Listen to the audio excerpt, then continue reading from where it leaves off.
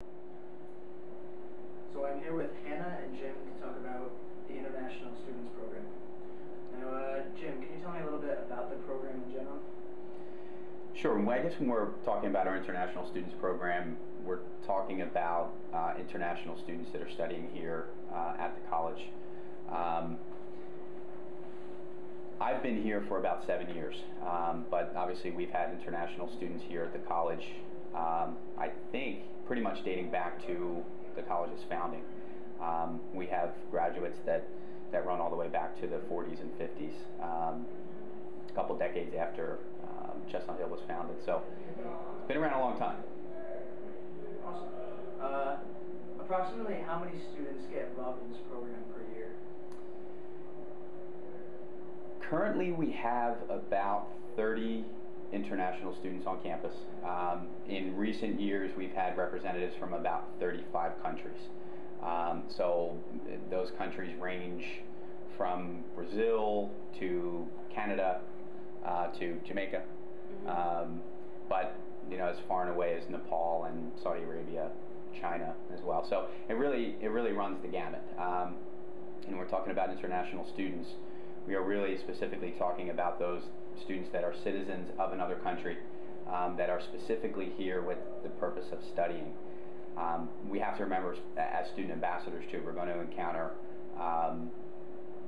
students that may not be characterized specifically as international students, but still are coming with some international diversity, whether they're multilingual, they may be learning English. Again, runs the gamut there too. What are the requirements of a student getting into this program? Requirements for admission for an international student are very similar to the admissions requirements for any other student. The main distinction between international admissions is that all international students that study here at Chestnut Hill, whether it be undergraduate, graduate, or continuing, are required to be proficient in English. In the English language. We do have English language support programs, but unlike some other colleges and universities that specifically train students in the English language, we do not. So in other words, students have to be proficient in the language in order to come, because they're pretty much hopping right into their academic degree requirements. One slight difference in addition to that is that not all international students are required to take the SAT or the ACT, and part of the reason there is because some countries just don't offer it, some students don't have access to it. So in those cases we may look at their national examinations that are administered in the home country. But other requirements are pretty much the same. Okay. And lastly, how long has this program existed at Chestnut Hill College? Well, again, we're talking about the International Student Program. It's hard to define. It's not really defined as such, so to speak. But again, we've had international students here dating back years and years and years. So, it's hard to put a specific figure on that or number on that. But Chestnut Hill has been very committed to international diversity since its founding. So. Well, thank you, Jim. Absolutely. Now, Hannah, can you tell me about some of your experiences here as an international student?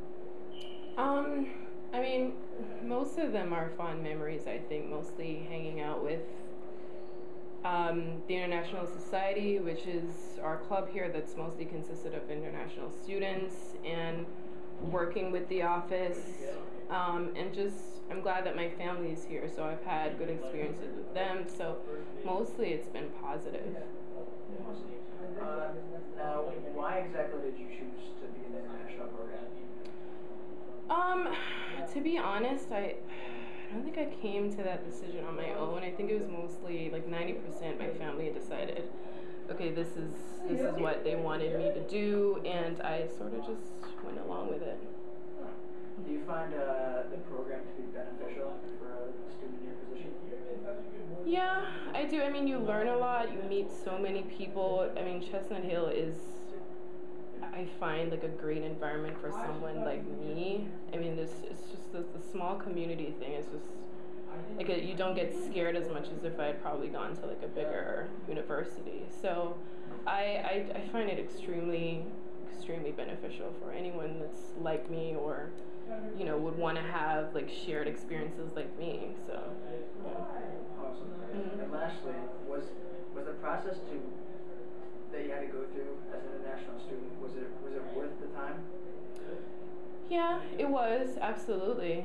I don't think now that I'm almost done with my schooling, I think I'm starting to see the benefits of it now as opposed to when I was going through all the admissions process and it was like so difficult and stressful.